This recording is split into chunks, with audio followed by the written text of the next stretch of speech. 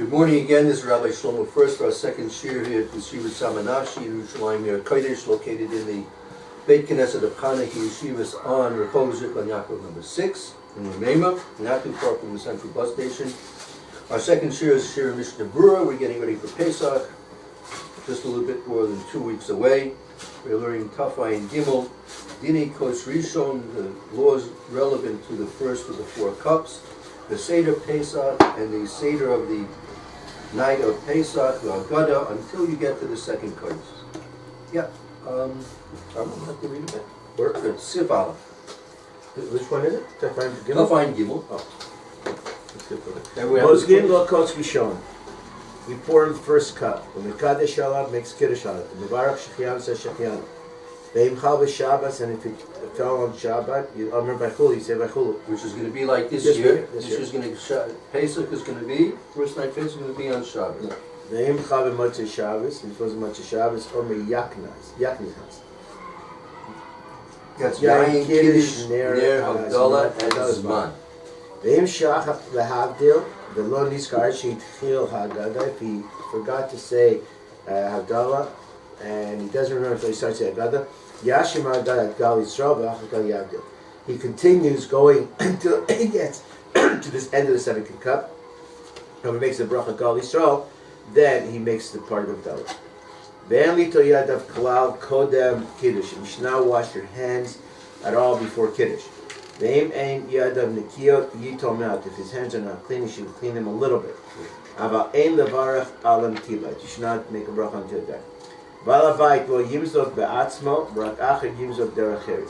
And the Balavait should not pour himself wine, but others should pour for him. Right. To show freedom. Good.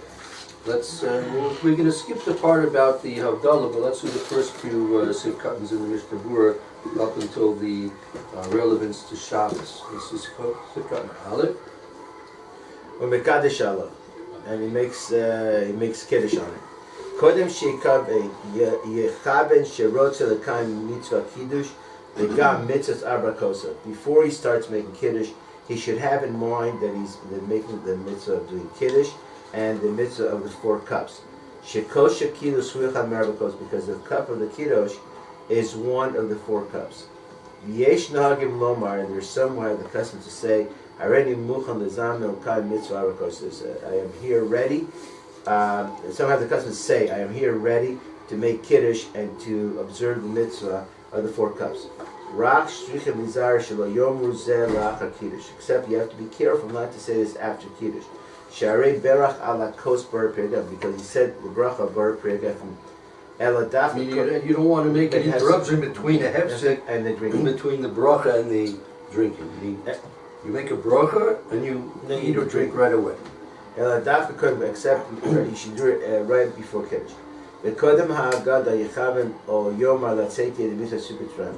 And before you start the Haggadah, you should have in mind to be yotze, to telling the story of coming out of mitzvah. Right. This is worthwhile making an announcement to everybody. When you get ready to say the Haggadah, basically starting with Vadim La'ayinu, the power of Mitzrayim, it's worthwhile making an announcement. We're now going to begin the recital of the Haggadah, which is the fulfillment of the mitzvah of, right, we got it Levin Kaviyom, and that's the mitzvah of Sipur Yitzias Mitzrayim. Worthwhile making announcements to everybody, because not only, there are different ways. Sometimes the balabas, the head of the household, he reads the whole Haggadah. Sometimes they go around. There's a lot of. In the beginning of the Haggadah, it says all the.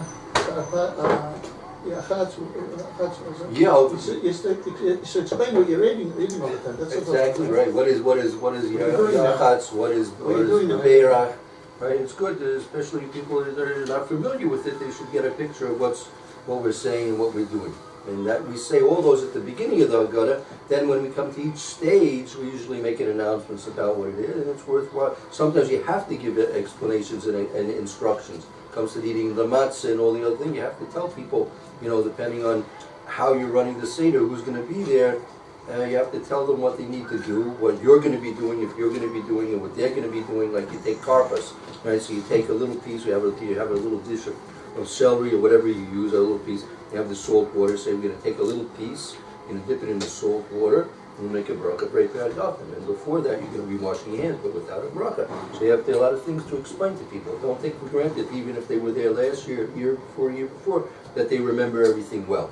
That's why it's important. Like we forgot to mention, right? We're going to be learning for the next 2 weeks after Rosh Chodesh about getting ready for their Seder, because there's lots to learn and lots to know. Nice little segue.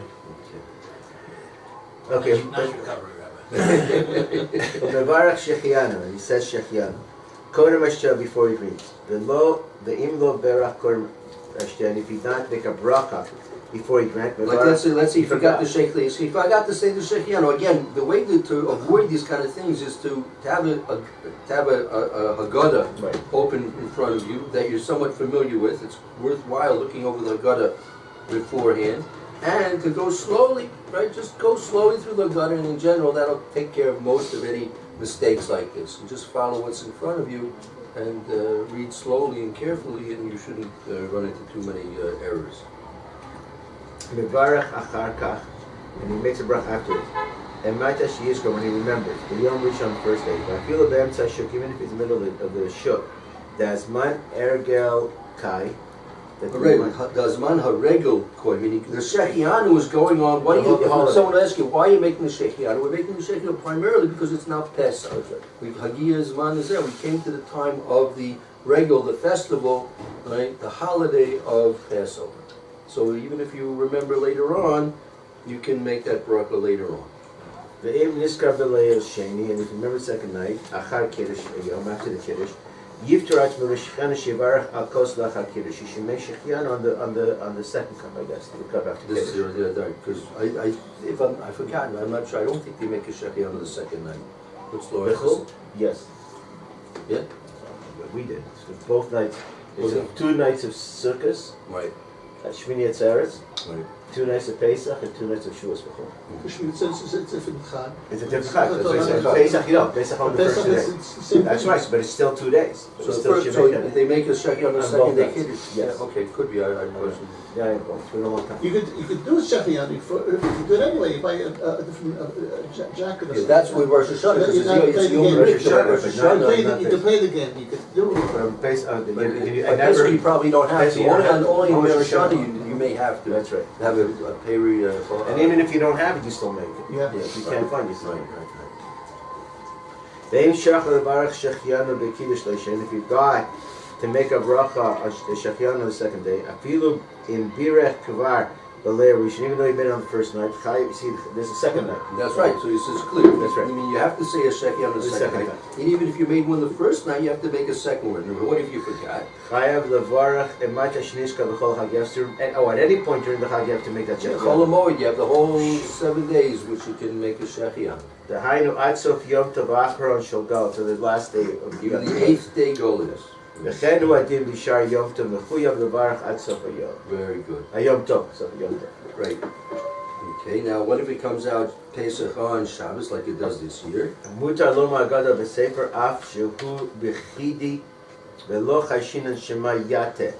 Oh, and he's allowed to read from the Megillah, even if he's alone, and we're not worried From the Haggadah. from the Haggadah, and we're not worried that he's going to tilt it lap.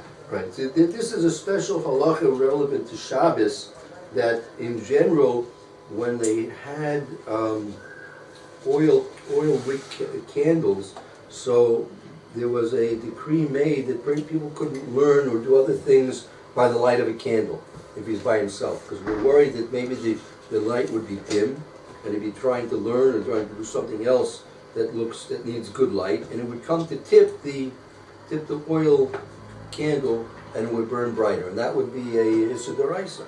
So Chazal stepped in and made a gezerah, a decree that people couldn't learn and do things by the light of a ner on Shabbos. Nevertheless, if a person even is going to be learning the Haggadah by himself, let's say he's all by himself and he has these oil candles, which are in some degrees our candles are not the same at all in our times. However, nevertheless, even if he had the old type of candles, which could possibly lead to this prohibition, nevertheless, reading the Haggadah, we're not concerned, and he can go ahead and read the Haggadah, right, when he's all by himself in a dimly lit room with only one candle. Okay, now we're gonna skip probably to Sivkat and Vav, right? You're not to be, wash your hands before the Kiddush. What is this all about? Sivkat and Vav. Nota yadav l'tzorach tibul rishon. He washes his hand for the need of the first dipping. That's the carpus, right? The lo yevarech ala netilah, doesn't make a bracha until he dies. V'yikach me'ar karpas, takes a little karpas, pachos mikazait, and less than a kazait, makilo b'chometz, and dips in vinegar, u'mevarech pri adam, ve'ochel, and he eats it. What's I lost you from you're the Mechaber? Yeah. Okay. Wait, am I wrong? Not to be there? I thought Pachos mikaz, you said vav, right? Sivkat and I said I thought. Oh, it was Sivkat, I'm sorry, I apologize. No problem. So where we in the going? Mishnah, we're in the Mishnah, Sivkat, where you're not to be washing your hands, right, before the Kiddush. No. In Sivkat and Vav in the Mishnah Berura. I'm And you tell you that? Ain't not yoda. Oh, yeah, that's it. The The last fourth three line up words. from the bottom. End of Yeah, the line. yeah, that's the Actually, no, words. this one's the last three words in the page. one second, I mixed myself up. No problem, don't worry. It's pay bet.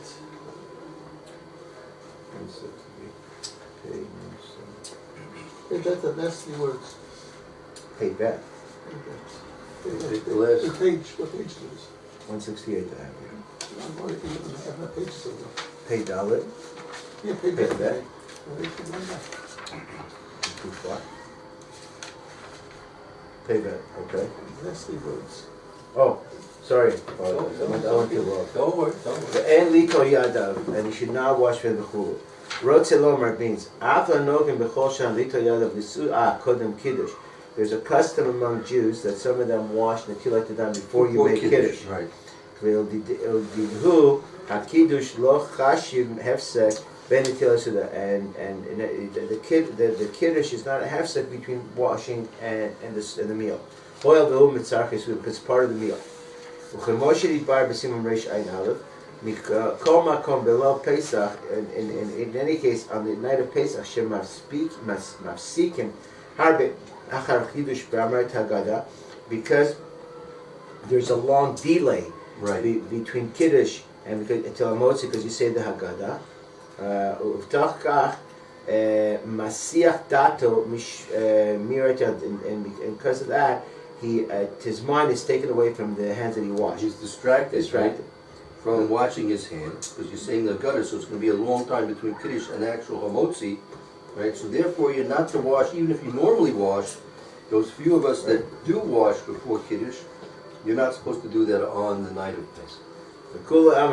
In any case, you're not supposed to do this. And even if you want to wash your hands, so you won't need to wash your hands. And even that it's not done.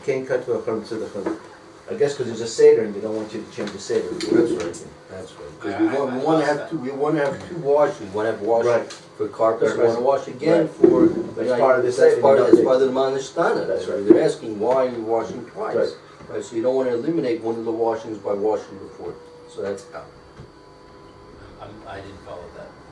You You don't want to eliminate one of the washings by Right. washing before. Right, if you wash before, right, you would, Yeah. there are those that on a normal Shabbos night, they wash before Kiddush. Right. And they make Kiddush, and then they go straight from Kiddush to Motzi. Right. Okay? Those people who have such a minhag, if it's their minhag, they shouldn't do that on the night of Pesach. Because by doing that, you can eliminate one of the two washings which we were established during the night of Pesach. I don't. What do you mean you eliminate the washing? If You're you supposed make to a wash washing- before carpus, I'm and sorry, what say again? before carpus, Right. yeah, before taking the parsley or the potato Oh, or and you can't celery, wash whatever. before carpus if you wash before. No, you could, but the whole point is that they're washing before Kiddush to eliminate the necessity of washing after Kiddush. So but now we want people to wash after Kiddush. We set up the pagoda in a way that we want everybody to wash after Kiddush, right? And what's the second washing? Before Motzi. All right. So you take the motzi washing and you put it before, and then you can't do the carpus washing. That's the thing. I see. Okay. Yeah. Good. Okay, next Mr. Berura would be the, right, Ein Yadav Nikiyos, let's for some reason his hands are not clean and he wants to, before he says Kiddush, he wants to wash his hands, right? So what should he do? Sivkat and Zayin, Yito Ma'at, you should wash a bit. Sivkat and Zayin in the Mishnah. Kata מעט, a little, כדי לחוש לאטם שהביא בדרך כמו שאין ליטול ידיים קודם קידוש. He says a little, so you should go against the Dr. Moshe that says that you shouldn't wash your hands. זה השסורש שהקידוש צריך נטילה, because according to others, the Kiddush needs נטילה. והכן לא ייטול נטילה גמורה, therefore you should not do a full washing before Kiddush. Right, so you'll ask me, what if a person, something very common, what if a person comes home from shul, right, he has to use the lavatory, has to use the shirutim bathroom, he comes out, what's he supposed to do? You wash your hands, and then you touch your head again. Mhm. Then you wash your No, that situation you have to wash your hands. We're talking here, you're specifically doing it for the meal, no? Well, I mean, he's going to go to the bathroom, he's going to come out, put on his Yes. pickle, and he's going to make kiddush now, right? But he has to wash his hands, He's because got he has the outside. so he's got to wash his hands, he's got to make a brush yotza. And so according to this reason of Mishnah Berura, you're not supposed to wash your hands. If normally when you come out of the bathroom, you take a clean wash, whatever it is, 2, 3, whatever you do, that apparently you're not supposed to do that on the night of Pesach, right? To That's what he avoid says, 'cause why- any kind of thinking to the children. That's because we have a specific hakpada, a special concern here, right? That it says that the ein little yadayim kodem kiddush, the mixi shesoiver shekiddush tzorah natila. So now, in general, look, we know there are those people that do. There may be a few, maybe a little bit more than a few that do this, and they do that, and that's the minhag, so that's fine, right? But even those people that normally do it as their minhag on Leil Pesach, they're not to do that. And not only that, the Ramah went weiter, he went further, and he said even if your hands are not clean, and you want to clean your hands, whether they're clean because you got your hands stuck in the charoisis as you took it out of the refrigerator or something like that, or whether you use the facilities and now your hands have to be clean to make a bracha shiatz, and also have to make kiddush, your hands have to be clean, making brachas, your hands should be clean, right? So, you're not supposed to do a full natila, right? You're supposed to do, so don't, right? Okay, no yitul natila gemura. Don't do it as you do in the strict sense of the halakha as you normally would wash for, if you would wash for motzi, or as by the way, you should know, why do we wash for karpas? Why do we wash for karpas? Because the halakha is, even during the rest of the year, when you have peiros or vegetables that are wet, That's right. right, you're obligated to wash your hands without a bracha. Other people don't necessarily know this. But that's really only if you can have a kazayas. There's a problem, Berura goes into it, I don't know where it goes into it, that taking less than a shear of carpus, really you're not obligated to wash your hands. Because less than a We have no kazayas. problem with Morocco, just like Well, what do you do? we just keep eating until we get tired of eating. Yeah, because we're not supposed to eat. No, we also eat every Shabbos. We do kiddush and the motzi, we make the brachas. So we have a whole meal before kamotzi. Okay. So for us, it's part of the thing. So Okay. eating a little bit is not going to help you too. Yeah. Right. So in any event, but normally if you're going to have, let's say a person he's got an apple, wants to eat an apple, and he washed the apple, it's wet. Let's say he has strawberries and they're washed and they're wet. Let's say a person's got cucumber, it's wet. He's supposed to wash his hands just like he washes for a motzi, but without a bracha. The only time you make a bracha al you only make a bracha al is daim twice. Once when you wake up in the morning, when you're ready to daven, right? Another if you're going to wash for bread, eat a meal of bread. One question I have is, a person who goes to the bathroom and washes his hands, maybe does every day, Right. he's not doing it with the intention that it's going to cover his meal. Right. So what's the problem with that? I mean, if I come home from shul and I'm going to say, okay, I always wash my hands, so I'm going to wash my hands like I always do, I understand, because you're taking away from one of the things. But if a person that goes to the bathroom and he's washing his hand at that point, it has nothing to do with the meal. Okay. Question. True. So therefore, Skip to. the take a look. One second.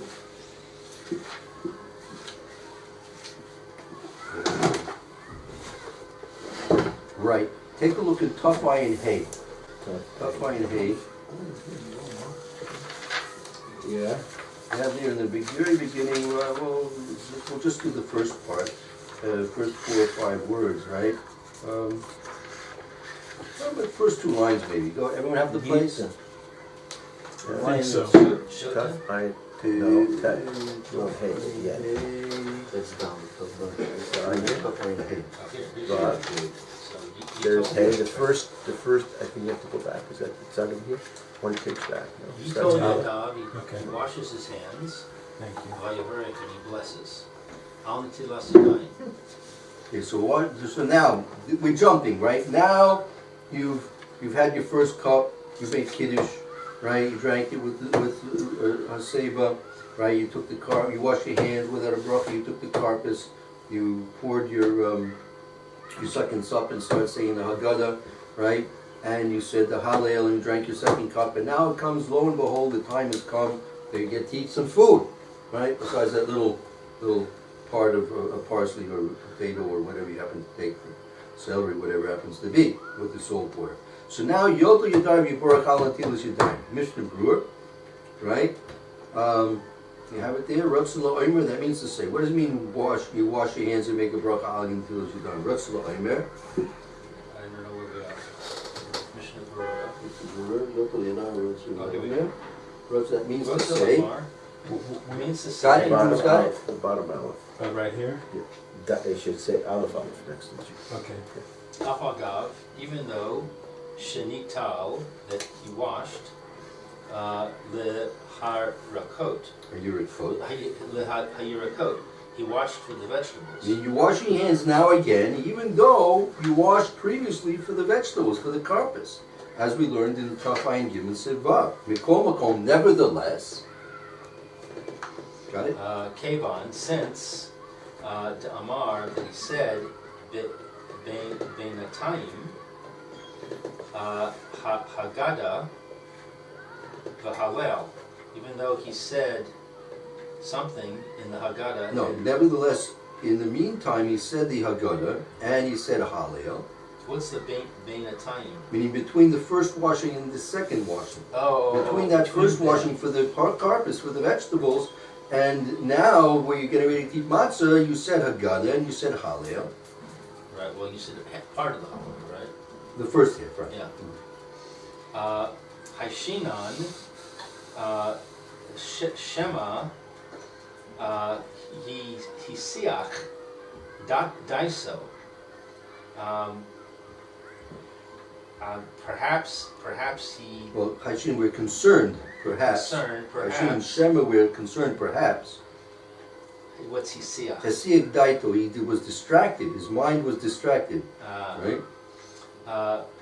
Venega, b'makom, matunaf.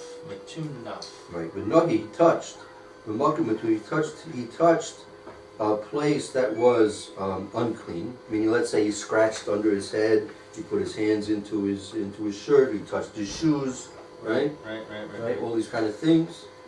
Shehayadayim, that his hands, askenius, hain, askenius. Right. Ayadayim, the hands, askinusim, the hands are always constantly moving. The hands are always, the hands like, they kind of, unless you train yourself, the hands have a tendency to do all kinds of different things, you realize, well, I'm touching my shoe, I'm scratching my hair, you have an itch, so a person scratches, the way, unless he's trained himself to be careful about it.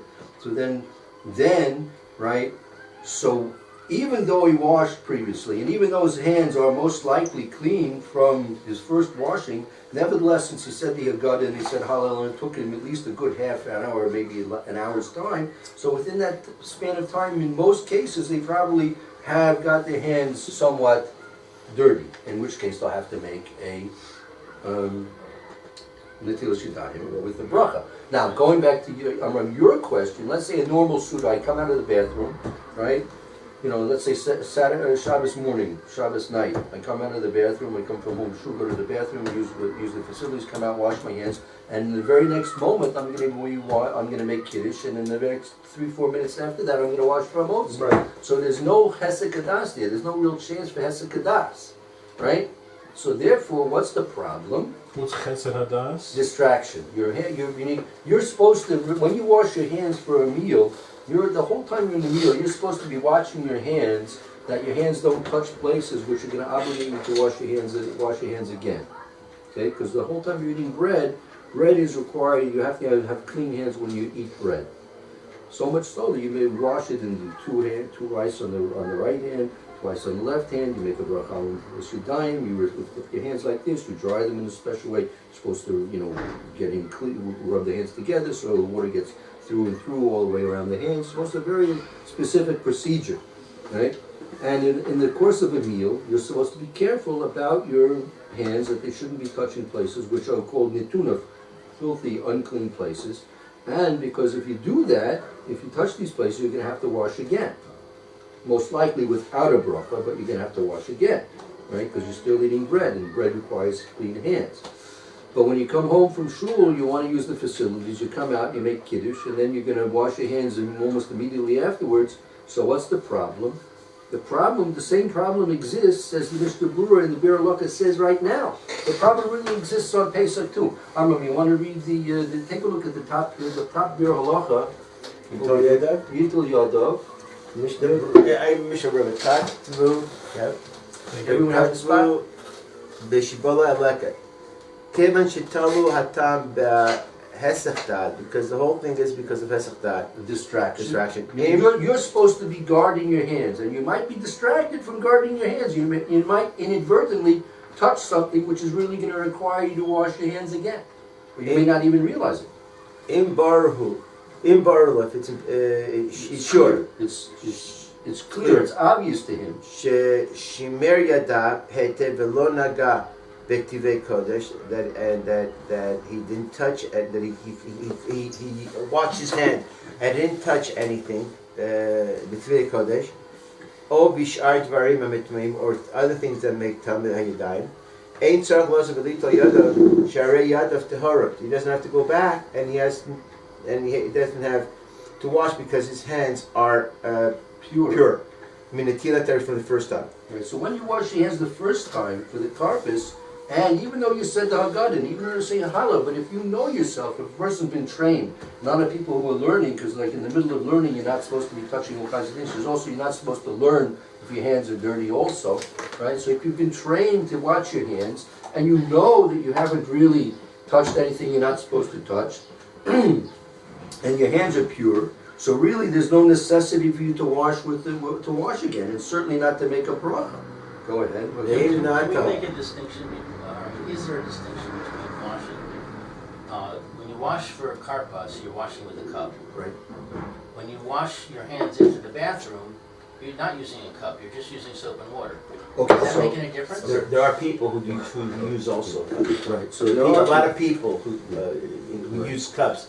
Also, that's the whole question. The question is that when they come to the bathroom, they use a cup. Well, I'm asking, if you don't use a cup, if you just wash with soap and water, is you got no problem. that's no problem. So No we're only problem. talking if you use the cup. Only if you use a cup. So why don't we just say, in this case, wash without using a cup? Oh, so if going back to a regular day or a Shabbos time when you go use the facilities before you're making kiddush, just don't use a cup, or don't use you have to use a certain amount, right? Just get your hands clean enough to make a bracha, right? So just the way to get out of that difficulty is just don't use a cup. Or there's another way, even if you did use a cup, there's another way to get around the problem, as the Berura is going to explain now. If you did wash, then you have to be careful to not make a bracha. Might be a bracha Because if your hands are in fact clean, and there's real no need to wash. You can wash, right? But to make a bracha, that's going to be a difficulty of a bracha v'latala. I've come to show this. Katab, this Beshem or Amordechim. It's not what the Magen Avraham wrote in Mordechai. Right, so you have the Shivuli Haleket, that's number one, and then you have the Magen Avraham was bringing to the Mordechai. So the Mishna Berura, the Chavetz Chaim is raising the red flag over here, saying, be careful, you're playing around with fire here. You could be making a bracha levatala. So what? So go ahead. Afdel dina ledidan devadai tzarech lazo tidar. And according to the din, you would have to for sure go and wash your hands again. I mean, you've got to wash your hands again because in fact you did not wash for hamotzi. You've got to wash for hamotzi, right? The only question is whether you're going to need to, since your hands are tahor, they're pure, they're clean, whether you can make a bracha or not. But you can definitely have to wash for hamotzi. בסימן קנ"ח סעיף ז' ובפרט כשלא קיימה מתחילה לאכילה. That he didn't have intentions from the beginning to eat. Right, because that's when you washed for the carpus, for the vegetable, you didn't have in mind with that washing for the main course. So that also helps you, by the way, with the regular case, because if you're washing only, even if you wash with a cup when you come out of the bathroom, you're not washing for the intention akila. but That's not helping you out with the bracha. In the bracha, your hands are tohor. There's going to be a big problem with the bracha and the tohor. Al kompar elo levach. In any case, you not make a bracha. That's right. Even if you weren't mechavin for your chila's pas, bread, nevertheless, your hands are tohor, and then you're not going to be able to make a bracha. At what point? I'm sorry. At what point you don't make a bracha? If you washed properly if your hands are still tohor, right? From the bathroom? Anytime your hands are tohor, right? And you know the Torah, then you're going to have a big problem to make a bracha al netilas yadayim. Because in fact, you're really not obligated to wash if your hands are Torah. You literally here, you have to mechavin, you have to have in mind when you're washing because this washing that I'm doing I'm washing because I'm going to eat pas, I'm going to eat bread. So if you come out of the bathroom and you wash your hands and say, I'm washing because I'm coming out of the bathroom, and you don't have any intentions of a meal, right? So, do you have a problem later on when you wash for the meal? If you decide in a short time to have a meal now, right? So your hands are in fact tohor, but even if you didn't wash with the intent, because we said you need intentions for washing. Your hands are in fact tohor, but since you didn't wash with the intention for pas, you're gonna have to go and wash again. But the question is whether you can make a bracha. Can you just scratch your head? The next line, very good. Next question, next line of the Mishna, of the Berura.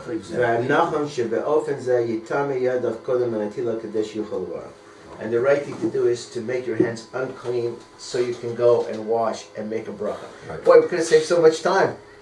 I have to do that at the beginning.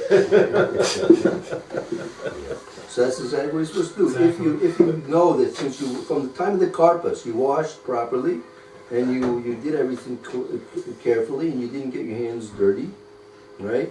You know that's the fact, right? So you're going to have to wash, and you want to make a bracha, right? So before you wash, just put your hands into your shirt, scratch someplace underneath in your skin or underneath your scalp, something like that, and then you'll be obligated to. Your hands now are not pure; they're not torah, and you'll have to wash with the bracha. So why don't we just say a person can get in the habit that before they wash, every time they wash, just scratch your head in your cupboard. If in fact that's the way it is, some people do that. We'll do that. Yeah. The other way is like we said, don't when you come out of the facilities, the bathroom, and you need to you're gonna don't wash with the full natila. Don't. So.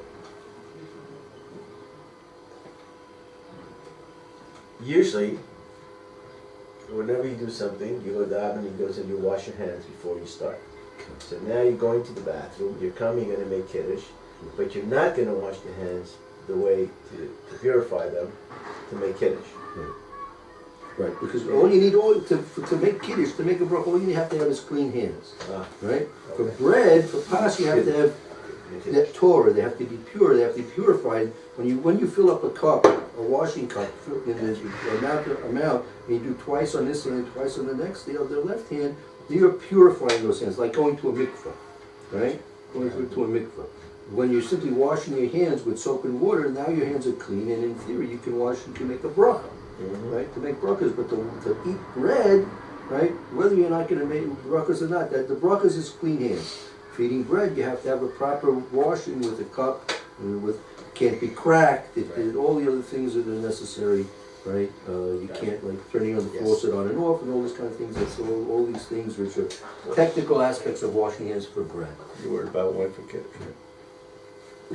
Do you have, when you use the Not anymore. the facilities, Yeah.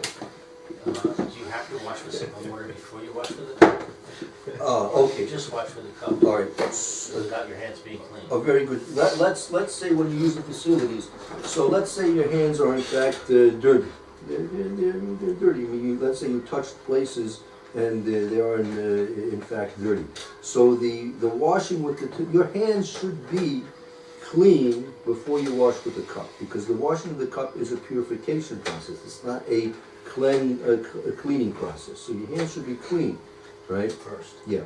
Now, what does it mean clean? So I heard from my Rebbe of Chaim Pinkus Scheinberg that's today's is your site. He taught us that what's considered to make a bracha, your hands have to be clean. What does it mean clean, right? So he said in the shir a good way of judging in general. It's a general way of judging what's clean or not. Would you shake somebody else's hand with your hands in this state? You say, would you feel embarrassed? You got peanut butter and cookie crumbs on your hands. How you doing, Joe? I was doing great. Now I got all this stuff on my hands. So,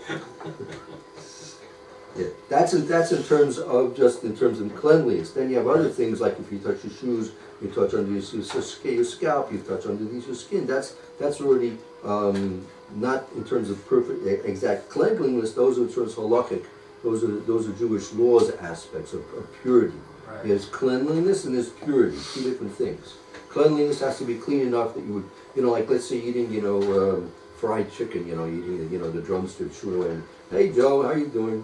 I was doing okay now, thanks a lot.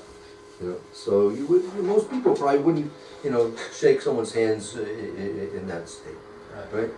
So, or you maybe another way of looking, would you wipe your hands on your clothes? You leave a stain on your clothes, so obviously your hands are clean. But if you would, sometimes if you're eating something that's crummy, you wipe your hands on your clothes because it'll just come off. But you wouldn't want to shake someone's hand. So it's kind of a fine. It's just a general way of estimation. Right. But again, if you have any questions, you don't need a lot of work. Just have to be clean. A little salt, and you don't maybe not even salt. Just rinse it with a little water. Now what about dirt? Let's say mamish dirt like in a garden. Right. So let's say you wash your hands with a cup, Okay. and then you forget, you go to the garden and you touch the dirt. Let's say you want to get a carrot. Good old days. You go out to the backyard garden. You want to get a fresh carrot. Pull a carrot out of the ground and dig it out of the ground. Right. And So now you've got dirt on your hands. Right. And you wash your hands off to get the dirt off. Right. But do you have to wash with a cup again, or are your hands still pure? I'm not telling you. I'm not sure. I think they would still be pure though, because there's nothing which is considered. There's no impurities as far as I know. As far as I know, but that's a good question. I'm not 100% sure, but I tend to think it's pretty okay. I want to stop here and continue tomorrow, Mr.